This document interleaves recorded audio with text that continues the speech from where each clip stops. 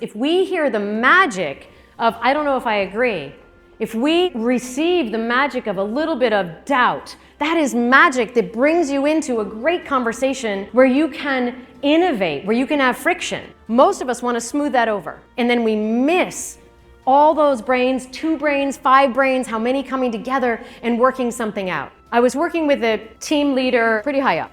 I was brought in and right before the holidays this year, and I was brought in to observe him in his 90-minute meeting with his team. A 90-minute, not necessarily co-creational, it was just a positional meeting. Let's chat about what's going on, let's talk through what's going on, all of that. For 90 minutes, I watched him talk at his team. He monologued at his team. Because there is some monologuing that has some energy that connects, that can be dialogue, even if he spoke more than the rest. There's a difference if he's dialoguing and bringing in ideas. He spoke for 90 minutes just at them, not with them.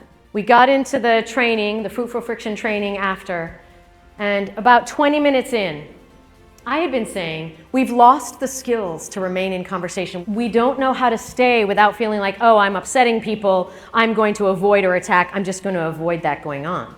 And he said, I have to disagree with you, Hilary. I said, oh, great. What? Trainer, facilitator, that's my response, right? Great, what? Oh, more friction. What's going to happen? And he said, I didn't lose anything.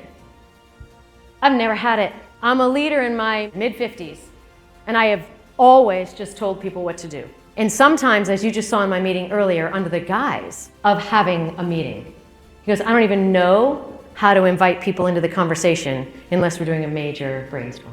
That was very insightful, very self-reflective, that idea of being self-aware enough to realize he didn't have that. And today, when we blow through, when we don't invite that conversation, when we don't invite that friction, when we don't have the tools to do that, we lose major members of our team, we lose major collaborators that we could work with because we're not having the tools to figure out how do I remain here. Now, when I showed that traction picture, I often think of it as sometimes everyone's in the Jeep with me. I have a team, we've all been taught together, my team in particular I'm thinking of right now. So we're working on together, we know that we're each working on fruitful friction, how do I stay present, how do I stay in the conversation. Most of us though, and most of us in our days, are figuring out that I'm walking into a session and I want to be in the messy middle, I want to stay there. I don't know these people and they don't know the rules of the messy middle. They don't have this construct. So how do I stay there? And you have to decide very carefully how much do you stay. It